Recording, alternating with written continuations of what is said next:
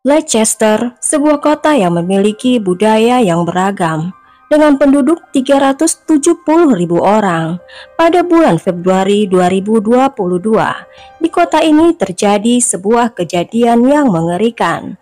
Mahek Bukhari tinggal di kota ini bersama keluarganya. Mahek dilahirkan pada tahun 1999 oleh ibunya Ansrin dan ayahnya Ali. Dia juga populer di sekolah dan terkenal karena selera fashionnya yang bagus. Setelah mengikuti pendidikan yang biasa-biasa saja, Mahek membuat keputusan untuk keluar dari universitas, sehingga dia bisa fokus untuk menjadi bintang TikTok. Ini jelas karena Mahek sangat berbakat dalam merencanakan masa depannya. Dan setelah beberapa pemikiran yang sangat hati-hati, dia meluncurkan identitas TikToknya secara online dengan nama Maybe Vlog. Dia meraih kesuksesan di Instagram dan TikTok. Video Mahek tampaknya menarik perhatian banyak orang di seluruh dunia. Dia segera memiliki pengikut sebanyak 120.000 orang di TikTok, 38.000 pengikut di Instagram, dan 4.000 subscriber di YouTube. Pada tahun 2021, Mahek menghasilkan uang melalui sponsorship di TikTok. Kerajaan virtualnya mulai menghasilkan keuntungan.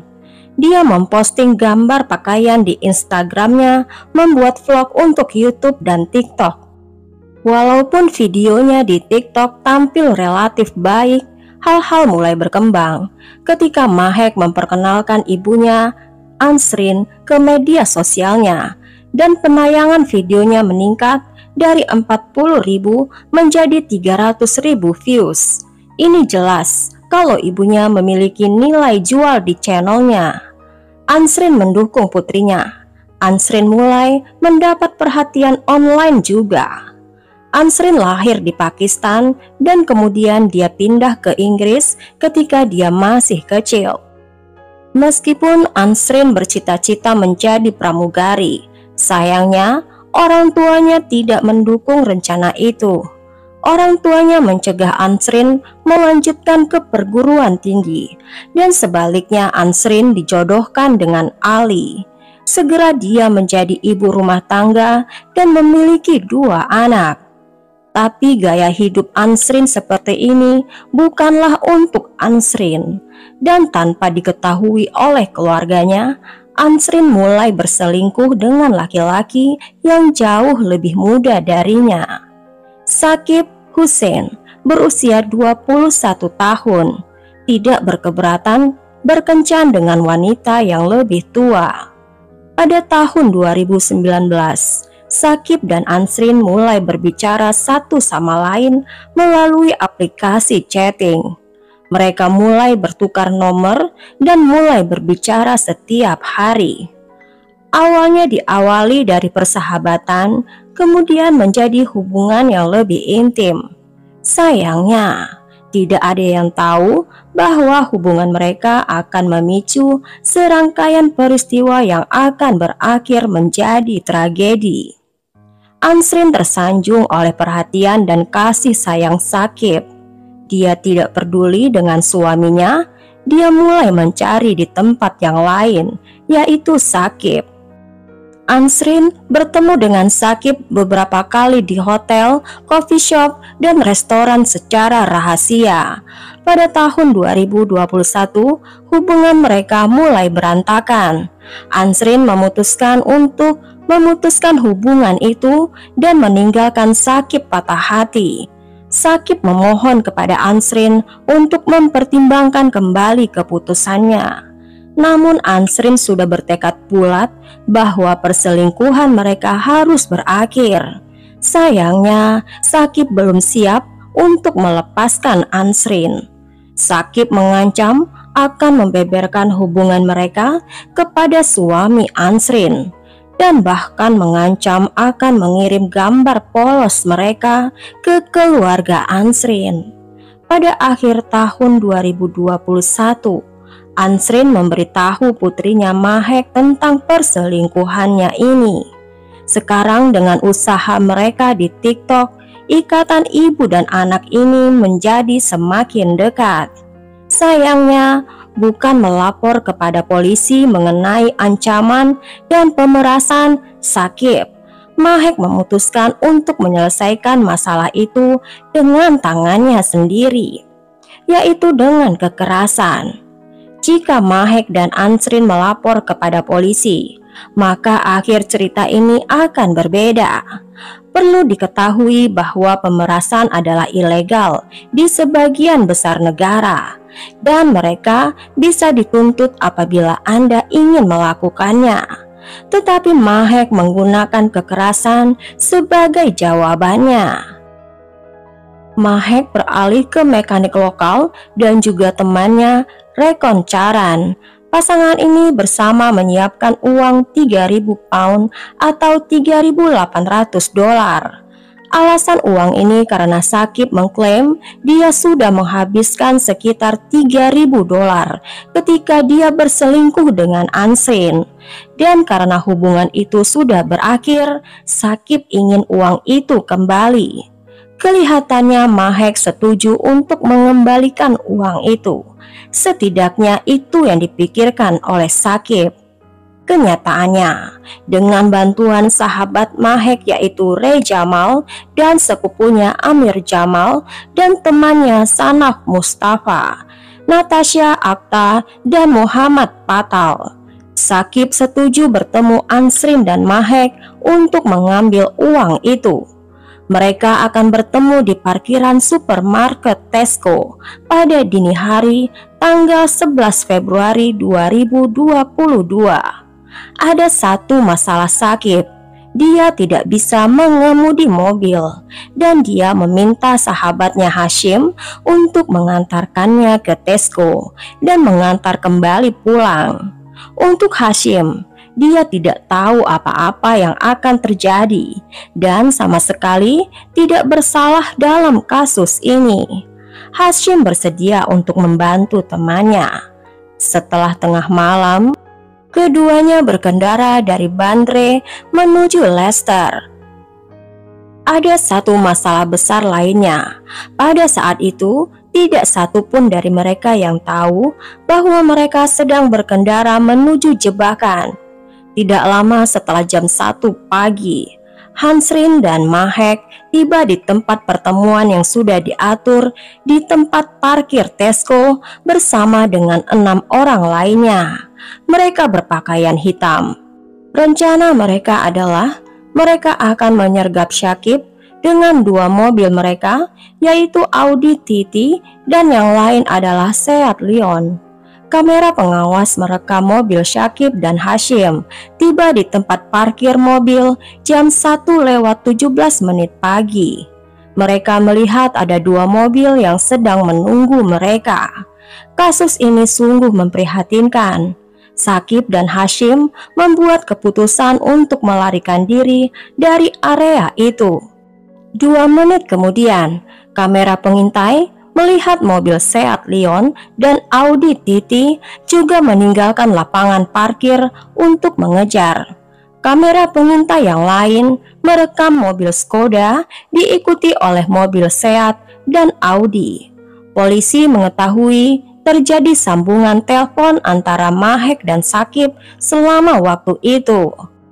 Kemudian mobil Shakib dan Hashim membuat jalan mengitari bundaran beberapa kali dan situasi menjadi semakin panik.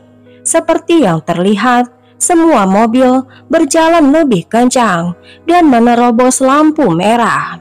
Setelah ini, ketiga mobil terekam sedang berjalan di sepanjang jalan Tramway dan jalan 607 di Leicester. Saat inilah Shakib menelpon 999, yaitu telepon darurat di Inggris. Dalam telepon itu, Shakib memberitahu petugas kalau ada 2 orang yang mengikutinya. Mereka memakai balaklava, yaitu masker wajah full face. Mereka mencoba menabrak mobil saya keluar dari jalan. Mereka mencoba membunuh saya. Tolong Pak, saya butuh bantuan. Mereka menabrak belakang mobil saya dengan cepat. Tolong, saya sangat butuh bantuan. Saya akan mati.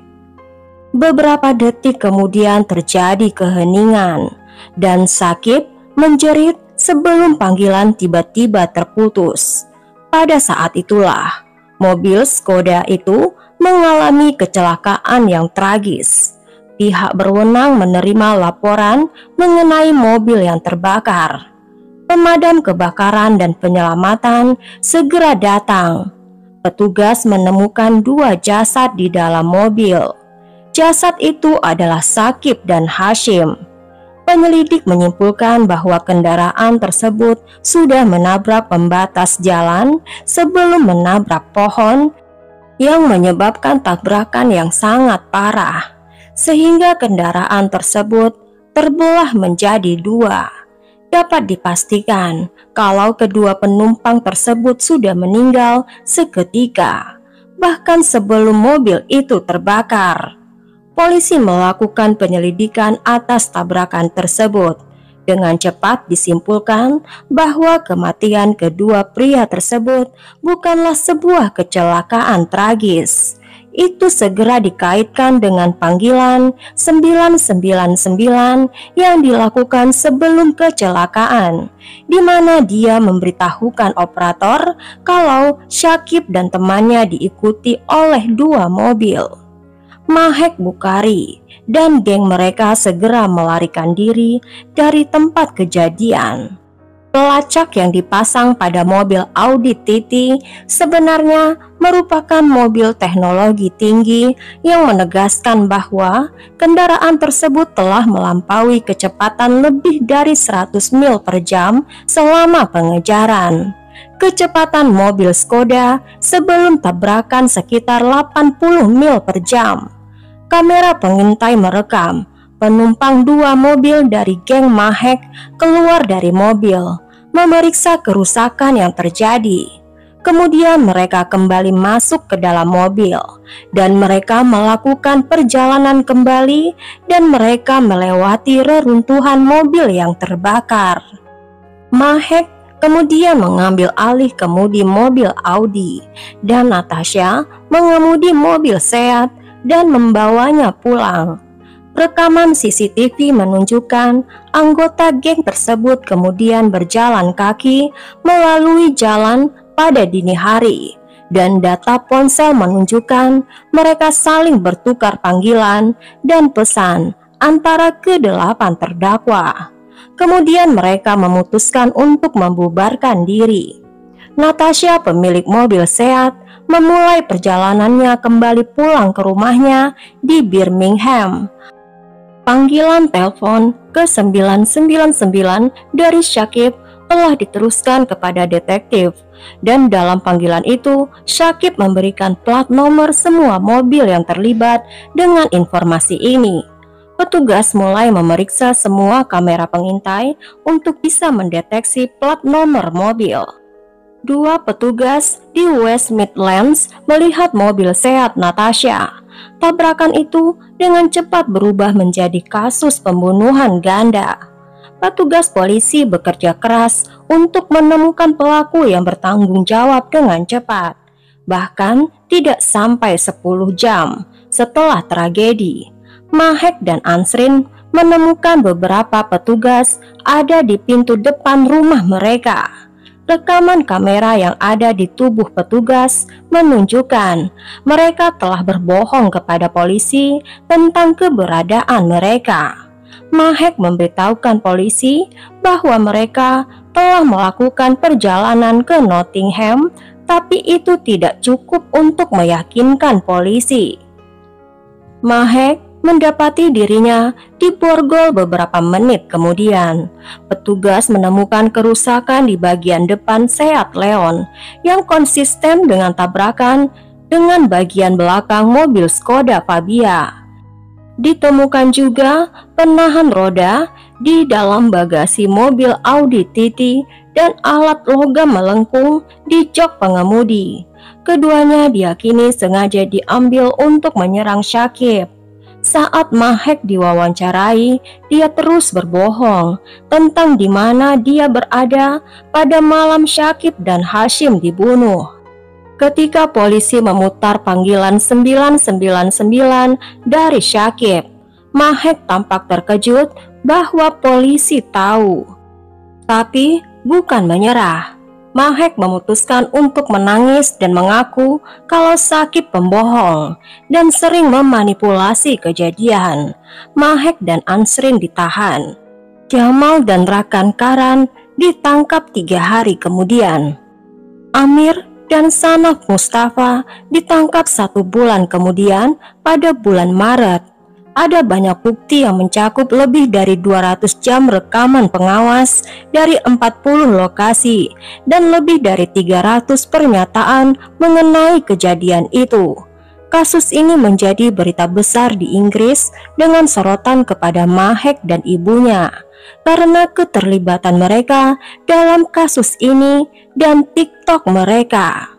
Pada bulan April 2023, persidangan mereka dimulai dan persidangan ini berlangsung selama 15 minggu yang panjang dan begitu banyak bukti yang memberatkan mereka.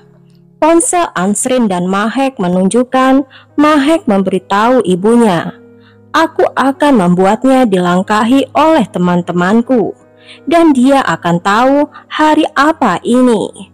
Pada sore hari Jumat, tanggal 4 Agustus 2023, keluarga Syakib dan Hashim akan mengetahui nasib pembunuh mereka.